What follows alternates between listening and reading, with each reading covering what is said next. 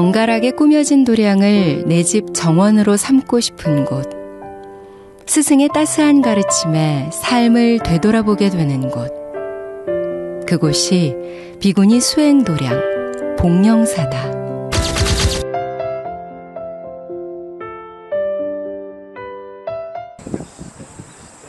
경기도 수원시 월드컵 경기장과 주택단지가 밀집된 도심 한복판. 눈 깜짝할 만큼 하루가 다르게 변하는 바깥 세상과 달리 오랜 시간 같은 자리에서 한결같은 마음으로 법의 향기를 전하는 곳이 있다. 수원 시민들의 쉼터 광교산. 이 광교산 기슭에 수원에서 가장 오래된 전통사찰 복령사가 자리하고 있다.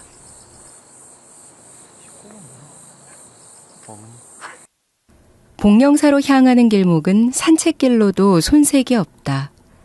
사시사철 다르게 나는 꽃들과 나무들이 마치 깊은 산 속에 들어온 듯 착각을 불러일으킨다.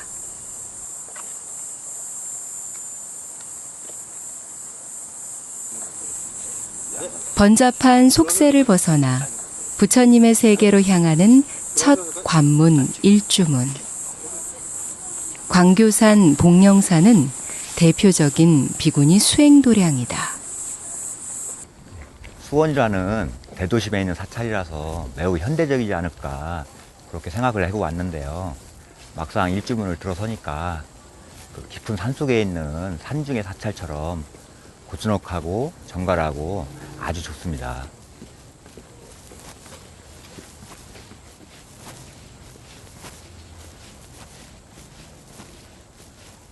부처님이 가르침을 내리는 산이라는 의미가 담겨 있는 광교산. 그 의미를 곱씹어 보니 복령사가 이곳에 자리한 이유가 짐작된다.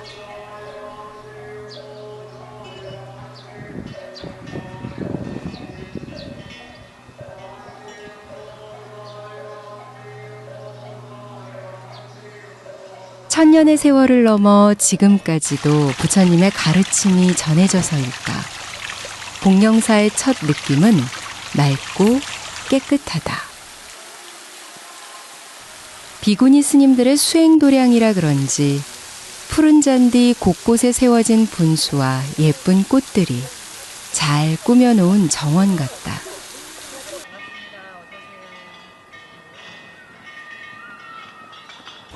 사찰이 굉장히 깨끗하고 정갈하고 아름답습니다. 네. 아무래도 비구니 스님들 도량이다 보니까 예. 조금 더 많이 좀 청결한 편이고, 예. 예. 또 뭐 스님들이나 신도님들이 또 항상 이렇게 같이 꾸니까 예. 깨끗한 편입니다. 아기자기하면서도 네. 조화롭게 꾸미신 것 같아요. 네. 그래서 수원 시민들 같은 경우는 뭐 복령사 이렇게 왔다가 뭐 깜짝 놀라죠. 예. 처음에는 별 생각 없이 오셨다가 안에 들어와 보면 너무 사찰이 깨끗하고 아름답고, 그러니까 도심에서 이런 사찰을 볼 수 있다는 것에 대해서 대단히 많이 놀라워하는 분들이 많아요. 수원 시민들조차도. 네. 도심에 이런 사찰이 들어왔다는 것 자체가 이 수원 시민들의 복인 것 같아요. 제가 항상 그 말 합니다. 예, 이런 큰 도심에 이런 사찰이 들어와 있다는 것 자체가. 그렇죠. 예.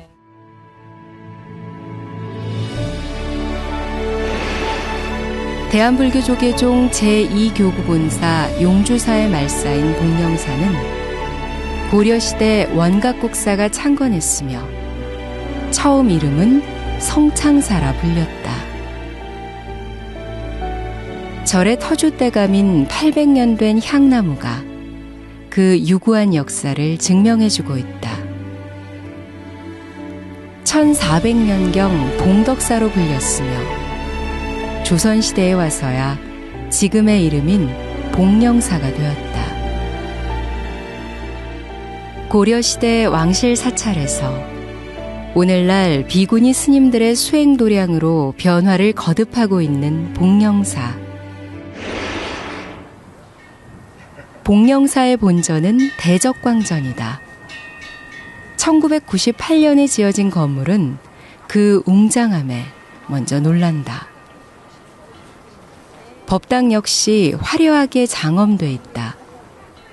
화엄경에 등장하는 비로자나불을 주불로 모신다. 그리고 이곳에서 꼭 봐야 할 것이 있다는데 복령사의 원래 역사는 여기가 하엄도량이었던 그런 기록이 조금 나와 있습니다. 예. 그래서 지금 보시면 아시겠지만 이제 지금 법당에 다 벽화가 그려져 예. 있거든요. 예. 그래서 이게 이제 화엄변상도라고 부르는데 예. 80화엄경을 가지고 다 이렇게 벽화로 다 했습니다. 그래서 안팎으로 다 보시면은 이제 80폭의 그림으로 이렇게 화엄경을 설하고 있는 그런 장면들을 담고 있습니다. 제가 너무 높은 것 같은데 그 천장에 봉황인가요?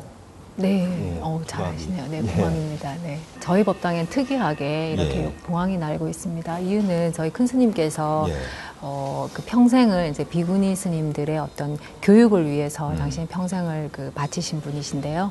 보통 봉황이 예. 그 인재를 상징한다는 그런 얘기가 있습니다. 예. 그래서 당신께서 이 도량에서 많은 스님들이 공부를 해서 정말 이렇게 불교의 인재가 많이 나오기를 바라는 마음에서 법당 안쪽에 양쪽에 이렇게 봉황을 조각하셨다고 예. 제가 말씀을 들었습니다. 굴곡진 우리 역사의 흐름 속에 복령사도 제 모습을 잃었던 시절이 있었다.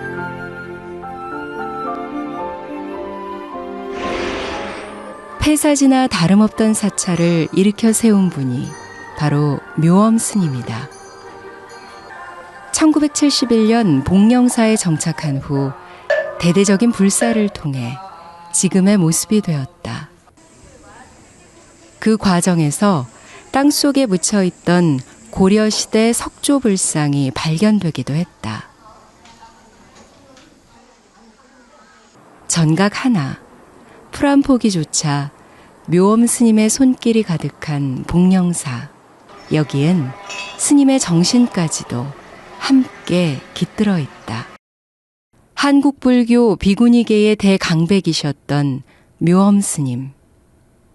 지난 2011년에 입적한 스님의 뜻을 기리기 위해 지난해 박물관을 열었다. 스님은 후화경성에 평생을 바치신 분이다. 복령사의 비구니 승가대학을 비롯해 세계 최초로 비구니 유런을 개원했고 종단사상 처음으로 비구니 스님의 최고 지위인 명사 법계를 받았다.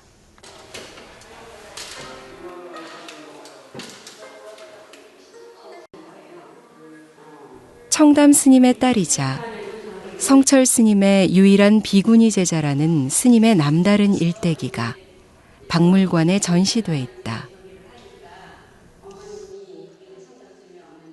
저도 이제 가까이 모시면서 늘 놀랬던 게 뭐냐면 예를 들면 이러셨어요.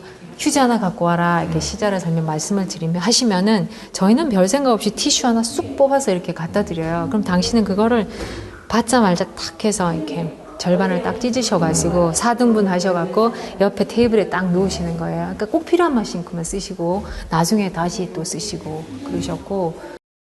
속가의 아버지였던 청담 스님의 가르침에 따라 한평생 검소한 삶을 사신 스님의 면모는 남겨진 유품을 통해서도 고스란히 드러난다. 자신에게는 엄격했지만 한없이 따뜻하셨던 스님. 중생의 이익과 안락을 위해 평생을 설법하신 부처님처럼 세상 곳곳에 불법이 전해지길 바라며 아낌없이 가르치고 전했던 묘엄 스님의 큰 뜻은 여전히 복령사에 전해지고 있다. 수원이 자랑이에요, 복령사는. 네. 탑이 또 참 불국사를 재현해가지고 척같아 다보탑을 여기다 해놨잖아요. 오면 또 경건해지죠, 마음이 더. 절이라 가게 되면 들어가는 사람이 부담을 느끼고 나는 그 신도 아니다 하는 이런적이야 생각을 하는데 이건 그건 없잖아요. 정원하게 나 다 왔다 갔다 할 수 있는데. 지나가다가 우연히 들어왔는데 깜짝 놀랐으니까 이 정도 규모의 이 도심 한가운데 이렇게 장엄하고 크고 또 조경도 잘 돼 있고 아름다운 절이 있다는 거에 대해서 정말 깜짝 놀랐습니다. 복령사가 주는 편안함과 아름다움은 빌딩 숲에서 찾은 행운의 네잎클로버가 아닐까? 잠시 여유를 만끽해 본다.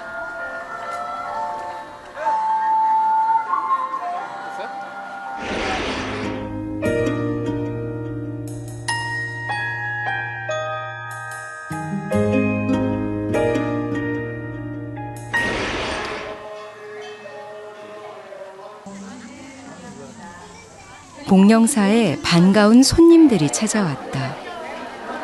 정갈하던 경내가 시끌벅적 시골 장터로 바뀌었다. 올해로 5번째를 맞이하는 복령사 세계 사찰음식 대향연 축제가 열리기 때문이다. 복령사는 사찰음식으로 유명하다. 그 명성에 걸맞게 사찰음식을 매개로 축제를 만들었다. 자연 그대로 조화롭게 어우러진 절제된 맛과 소박하면서도 감칠맛 나는 청정한 향기로움이 사찰 음식이 가진 고유의 특징입니다. 본 행사가 앞으로 더욱더 발전해서 전통 사찰 음식뿐만 아니라 한국 문화를 세계에 알리는 견인차 역할을 할 수 있도록 노력하겠습니다. 사찰음식 축제에 왔으니 무엇보다 그 맛이 제일 궁금한데. 안녕하세요.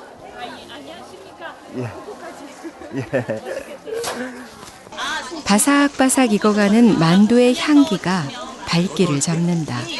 그 맛은 어떨까? 여기 4,000원이에요. 맛있어요. 야채랑 버섯이랑 무랑 당면이랑 그리고 견과류 이렇게 들어요. 영양식이네요, 그러면. 예. 자연의 풍미를 살린 음식들이 보기만 해도 입맛을 돋운다. 날고기 더 좋잖아요. 우리나라뿐 아니라 미얀마, 스리랑카, 태국 등 동남아시아 8개국도 함께 참여해 그 의미를 더했다. 특히 각 나라별 사찰 음식에 대해 배우고 직접 맛볼 수 있는 기회도 마련됐다. It's a good idea. It's a very good idea because we can see a lot of food of different countries, and for us, it's like to be in different countries in the same place. So, very good idea. 부처님 당시의 모습을 재현한 탁발순례. 사찰 음식의 시초가 바로 이 탁발이다. 대중이 주는 대로 먹어야 하니 바로에 담긴 모든 것이 곧 사찰 음식이었다. 그러나 요즘은 스님들이 직접 만들어 먹는 것을 사찰 음식이라고 생각한다. 복령사가 이토록 사찰 음식으로 유명한 이유는 무엇일까? 사찰 음식의 본찰이라고 하는데요. 사찰 음식이라고 하면 고기하고 오신채가 아까 말씀드린 대로 파, 마늘, 달래, 부추, 양파 같은 야채들이 들어가지 않는데 저희 복령사에서는 살고 있는 모든 스님들이 육류와 생선, 이런 오신채 음식들을 먹지 않고 수행을 하고 있습니다. 그런 가운데에서 우리 스님들이 만들어 먹는 사찰 음식이 건강에 좋다는 소문이 나고 또 실제로 수행에 도움이 되는 음식이라고 많은 분들이 느꼈기 때문에 복령사가 사찰 음식의 본찰이 된 것입니다. 이제 사찰 음식은 절집을 넘어 세계적인 관심을 받고 있다. 육류 대신 자연의 맛을 살린 채식 위주의 식단들이 건강을 지키는 비법으로 평가받는다. 현대인의 입맛을 충족시키면서 맛과 영양을 동시에 갖춘 다양한 사찰 음식들. 그 선두에 복령사가 있었다.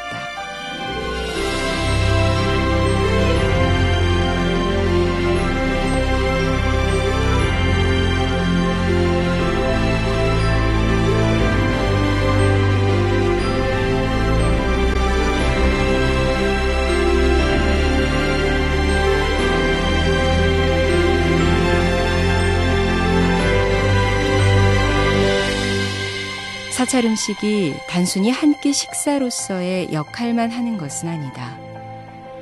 정성스레 재료를 손질하고 음식을 완성해가는 기다림과 노력, 그 역시 수행이다.